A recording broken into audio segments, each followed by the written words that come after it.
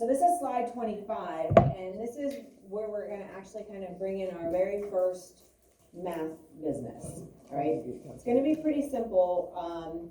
You just have to follow the steps to kind of like, there's no like exact pattern, but there's some, you know, like different like strategies to approach these type of problems. So we're gonna show you all the different examples. And so it's just kind of a matter of, okay, how is the question worded to us? All right, and so then you kind of know which way to kind of tackle it or approach it. So for most problems, you're going to need to determine how many half-lives a cycle or a sample went through. Okay, and then you're going to use that information to answer a second part of the problem. So here's what it'll look like. Oh, sorry, hold on, getting ahead of myself. So there are going to be two ways to determine how many half-lives a cycle actually went through. The first one is the problem might give you two time values, right? And then a total amount of time, and then how long an isotope's half-life actually is, right? So that's one way you might see the problem. Second type of problem is it might give you two sample amounts. And one of the samples started, so that's the bigger amount, and then what is the amount that the sample ended at? Okay, which obviously would be the smaller amount. So either you're given two times or you're given two sample amounts. And then basically you just approach the two times one way and you approach two samples one way. All right, so let's take a look at the first practice problem. So it says barium-122 has a half-life of 2 minutes. You have a sample of 80 grams. After 10 minutes, how many half-lives have passed? So what do you see here? Do you see two time values given or two sample amounts given? Echo, what do you see? Okay, so what are they? 80 grams. Okay, what's the second one? Okay, I like that you're seeing that number and you're thinking that that's a sample, but do you see any grams or milligrams or anything after that? Okay, so what do you think this barium-122 actually is? What does the 122 mean? And you actually made my point for me because I didn't even get to bring it up yet. What does the 122 mean? I know. How do we name isotopes? Don't you list the element and then give its mass number? Yeah? Does that sound familiar? It was in our notes twice yesterday and then twice yesterday. Yeah? Sounds familiar? Yeah. So like carbon-14. Okay? So you're going to see an element, and if you see a dash and then some numbers behind it, those numbers are not a time and they're not an amount. What it is it's actually the mass number for barium. So if you would look on your periodic table on barium, the large number on that little square for barium would be 122. Okay? So that's the first thing. You need to recognize that that is identifying the isotope that you're dealing with. Okay? So it's just the form of barium that we're looking at. Form 122, basically. Okay, so now, do you want to backtrack? If that's not a sample amount, I only see an 80 grams. So what do we really have two of? Two times. Good. All right. So you couldn't have set that problem up any more perfectly, Echo, because I want to make sure that, because sometimes that is confusing, right? And then sometimes people don't ask. They're like, well, what is barium 122? Why aren't we using that 122? Okay, so perfect. Perfect. All right. So the second part of this question is asking, and how much of the barium sample is left? So most of the time, these are going to be two parts. So you're going to answer the first part, and then that part will help you to answer the second part. All right, so solve the first. And so again, you said, what do we see two of? We see two time values. Okay, so here's how we're going to go about this. I see two time. Most of the time, when we do calculations, we're going to kind of get in the habit of underlining information that is given to us. All right, so we underline the information that we get, and then sometimes it makes sense where we'll actually circle kind of like what we're trying to solve for. So I underlined my 2 minutes and my 10 minutes.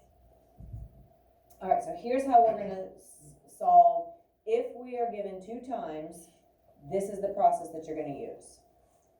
Okay, so I just have repeated the same question just so that we have it on my screen. So what you do is you take your total time. So how much total time is given in this problem? Nevaeh?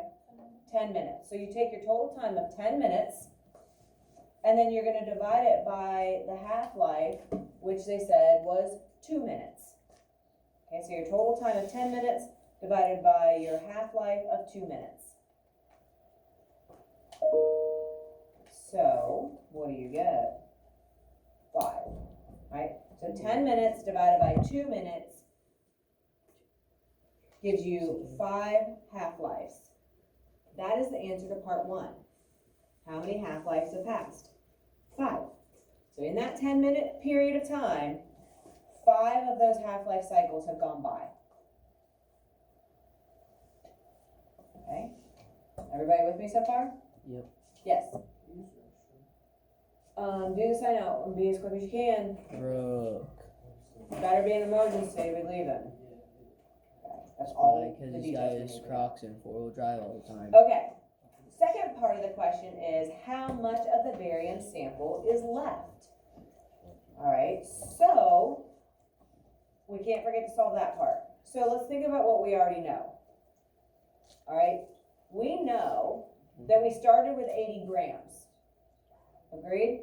That was in our problem. We started with 80 grams. Half-life means cutting things in half. Yeah. Well, we went through 5 of those cycles. So 5 cycles means we have to cut that sample in half 5 times, right? And so we have to cut in half, which is basically like dividing by 2, right?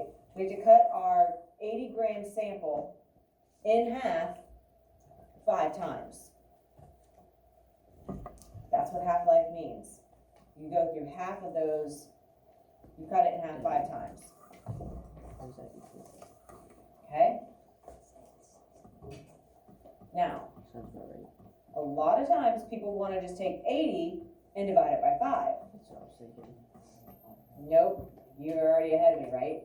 You don't have, you're not dividing 80 by 5. This is how it's going to look like. You're going to take your full sample amount of 80 grams. You're going to divide it by 2, and you get 40 grams. And then you divide it by 2, and what do you get? 20 grams.